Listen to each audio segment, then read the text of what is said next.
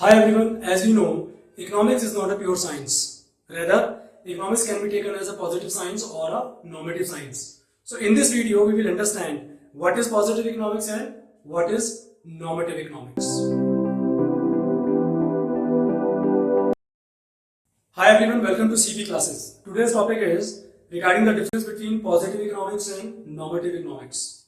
First of all, we need to understand that positive and normative economics both are complementary to each other. They are not against each other, right?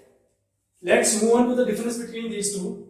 First of all, the difference is positive economics talks about facts about the economy, whereas normative economics will talk about value judgments and opinions in the economy, right? Another point of difference between them is positive economics will talk about what is happening in the economy. So it is a study of what is there in the economy. That means it talks about current situation in the economy. Whereas in case of normative economics, we will talk about what ought to be, what situation should be there in the economy.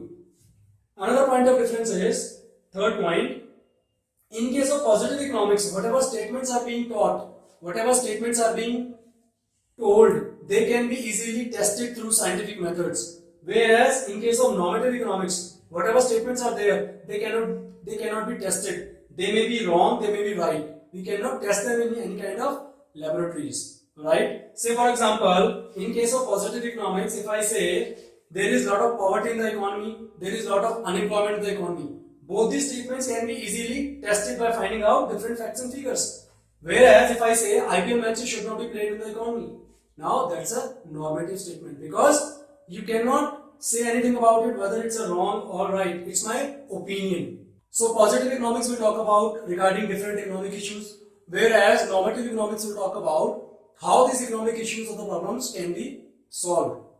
Now we have understood very clearly that both these economics, positive and normative, they are not contradictory to each other.